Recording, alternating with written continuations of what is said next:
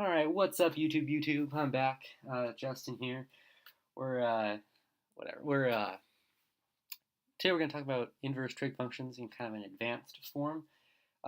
So basically, what we're going to do is instead of doing what we did in the last video, which we had a sine of the inverse sine or the arc sine of theta, or of some angle measure or ratio of sides, we're just going to say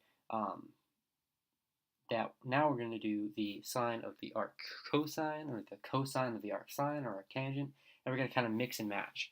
And so you can do this, but it's going to be a little tricky to kind of get kind of wrap our head around what we mean by the arc the sine of the arc cosine and stuff like that. So I'm going to get started. Actually, I'm going to change this to 1/2. You'll see why in a second. It just kind of works out a little bit better. And so how we're going to get started is we're going to kind of conceptualize what we mean by the sine of the arc cosine of 1/2. So first we're going to take this inner bit. We're going to kind of picture what we mean here. So we're going to draw a nice circle. We're going to take that. And there is our unit circle. So what we mean by the arc cosine of 1/2 is we want the angle whose cosine, which is going to be here, is 1/2. So the cosine is 1/2 for the angle there. That's the cosine whose angle is 1/2, right? And if the angle is 1/2, then the angle must be pi over 3. If you memorize your unit circle, that would be pretty easy. And so what the arc cosine of 1/2 is describing, it's describing a triangle whose cosine is this measure is 1, and this measure, or that's 1/2 from here to here is 1/2, and the radius is 1. So the cosine is the adjacent of the hypotenuse, which is 1/2 over 1, which is just 1/2. So it's describing the angle of pi over 3. So if that is pi over 3, we can then say, okay, what's the sine of pi over 3?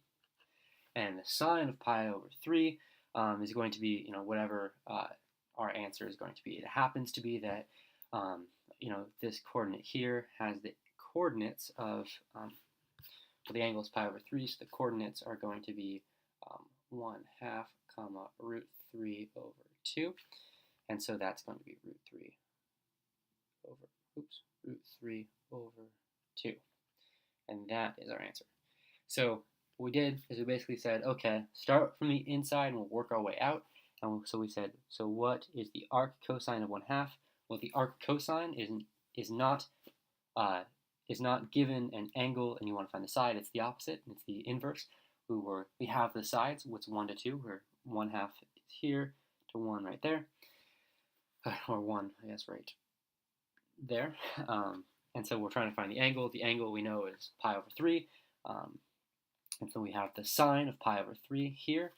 And we know that to be kind of the y value on that coordinate, which is root 3 over 2. So the sine of the arc cosine of 1/2 equals root 3 over 2. Awesome. Okay. So I'm going to zoom out, kind of go down here, scroll down a little bit, and change the color to this awesome blue color. And we're going to do our second problem, and we only have 2 problems today, so it'll be a nice short video. And the second problem is the sine of the arc cosine of root 3 over 2. And so I think the goal here is to kind of try and see a relationship between maybe what these numbers are, maybe a relationship between the angle and those numbers, and kind of get a feel for how all this is going to end up working. So you can kind of get a conceptual model of how it works in relation to the unit circle and in relation to the rest of mathematics. So again, we're going to start with the inside, and we're going to say, okay, so we have the arc cosine, not arcos, arc cosine of root 3 over 2, root 3 over 2. And again, we're going to draw a little unit circle. If you can get to a point where you don't have to draw the unit circle, that's perfect. But for illustrative purposes, I'm going to use the unit circle.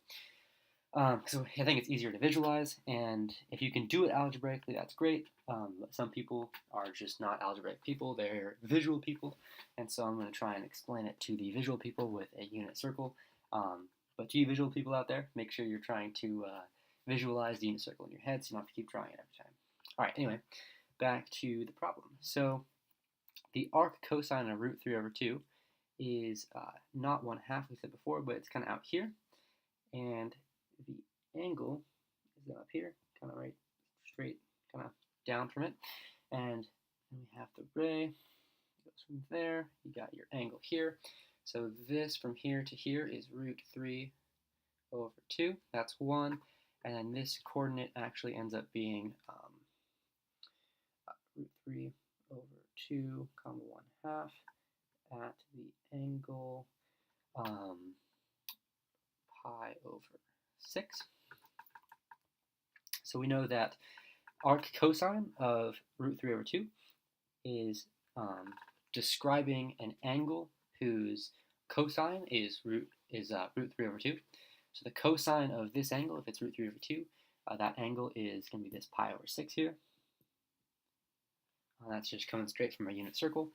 And then we have the sine of this. The sine of this is the sine of that. Those are the same thing. So we'll just say the sine of pi over 6. Pi / 6. Right, and so then we need to know the sine of pi over 6. We can get it from the other coordinate in our unit circle here. That's the 1/2. And there is your answer. So just like the above equation, we said, okay, we start with the inside, and the inside, the arc of anything is describing an angle, whereas the sine of an angle is describing the ratio of the sides. So the arc cosine of root 3 over 2 is describing an angle whose cosine is root 3 over 2. We know that angle to be pi over 6 right there. And then the sine of pi over 6 is describing the relationship between this opposite side here and the hypotenuse there. So we know that's going to be 1/2, or also kind of this coordinate, if you memorize it that way. And those are the two things that we're going to be doing. So pi over 6, so the sine of pi over 6 is 1/2 because it's the opposite over the hypotenuse. The hypotenuse is 1, so it's just the opposite side. It's 1/2. There is what we did today. Nice short video, 7-ish minutes. Hope you liked it. If you do like it, go ahead and leave a comment or leave a like. Don't forget to like and subscribe, or just come back and watch the next video. All right, I will see you all next time. Bye.